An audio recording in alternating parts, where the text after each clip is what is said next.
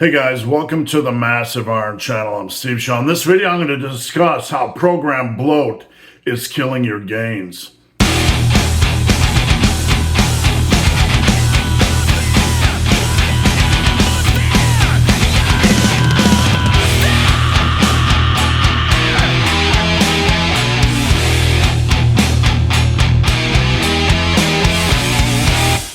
I get the feeling of coming all the time with this pump. I feel like I'm coming in the gym, I'm coming at home, I'm coming, backstage before a show. I'm coming all the time.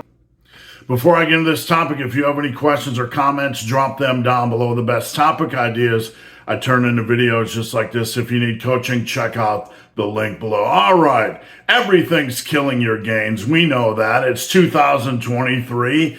Just ask Athlean X. Everything possible is killing your gains. Well, I'm going to heap something onto that pile. We're going to heap onto that pile programming bloat is killing your gains.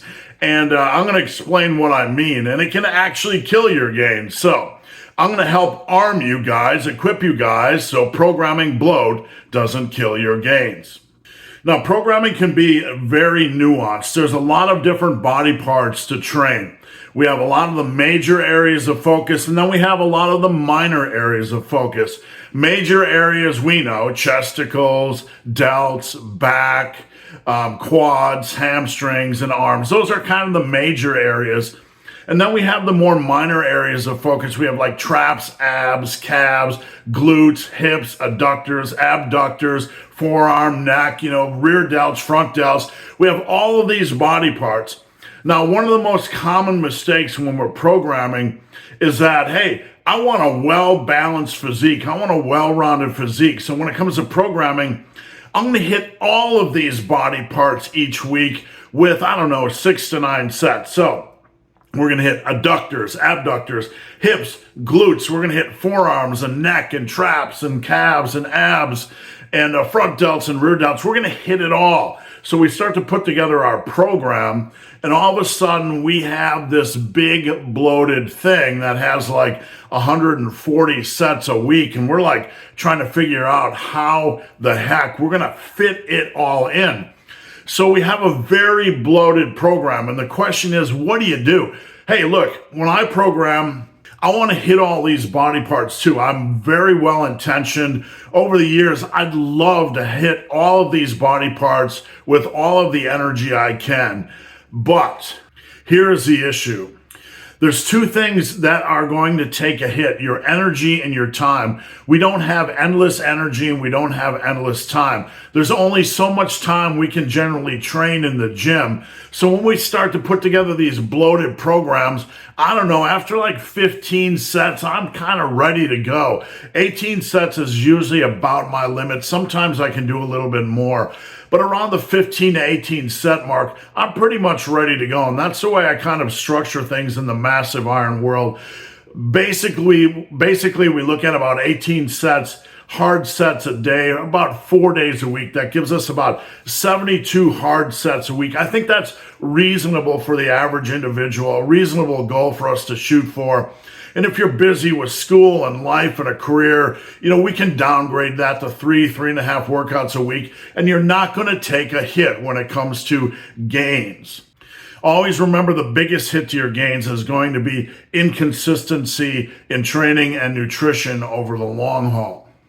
So here we sit with this big bloated program, this bloat lord of a program, and we have all these things, pieced in: adductors, abductors, hips, glutes. Let's say your leg day is like calves and abs and adductors and abductors and hips and glutes and quads and hamstrings, and you got all these exercises going on. And then you're like, maybe I need 2 leg days, and you have all these exercises in 2 leg days.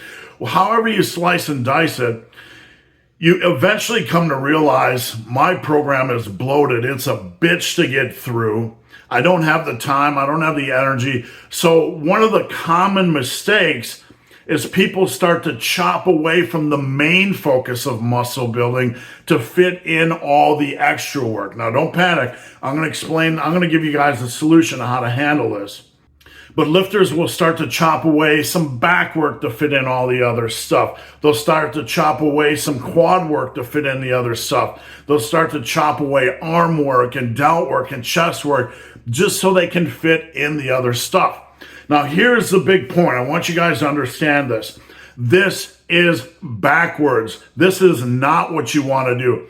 You shouldn't take away from the 80%, 85% core muscle building work to fit in the 10 to 15.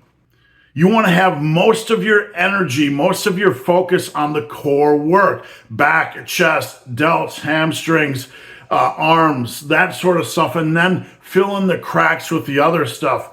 You don't want to take away the big work. You don't want to take away the base building work just to squeeze in 6 to 9 sets of rear delts a week. What sense does it make to do 6 to 9 hard sets of back a week? Only just so you can squeeze in 6 to 9 sets of rear delts. You're better off adding another row that's going to challenge the rear delts than over bloating the accessory work. So again, the key point here is keep the base building, keep the core work. Now, I'm not telling you guys not to train the other stuff, but you're going to have to make some hard decisions. You're going to have to make some intelligent decisions. You're going to have to not obsess about doing 6 to 9 sets for each of these areas a week. You're going to have to understand that I'm going to have to be okay with reducing these to maybe 2 to 3 hard sets a week, and then maybe chopping some of this work or alternating some of this work. What do I mean? Let's say instead of trying to do adductor and adductor in the same week, you alternate every other week and you do 2 to 3 sets. Let's say instead of trying to do extra hip and glute work every week, you alternate every other week. One week in that slot, you do hip work. The other week, you do glute work. There are many ways to do this where we can kind of fit in work, where we don't have to bloat everything with 6 to 9 sets every week for every body part. So when you're putting together a program, put together the core lifts for the big hitters, the ones we just talked about, the major areas of focus when it comes to muscle and strength building. Program in that work first, and then program in maybe one exercise for all these other body parts. Piece it into your program and see how it shakes out. Does it make sense? And from there, you might have to make some hard decisions. Do I really need forearm work? Do I really need neck work? Do I really need adductor or abductor work right now? Do I really need extra glute work? Maybe if I just put 4 very impactful quad exercises in, I don't need extra hip work. I don't need extra glute work. How are my calves? Are they big enough? Are they okay? Are calves a priority? And if you have small calves, you probably need to work them a little bit. Do you need to overwork your abs? Probably not. A little bit is good enough each week. Even a couple sets every now and then of like shoulder tap planks or ab wheel rollouts is fine.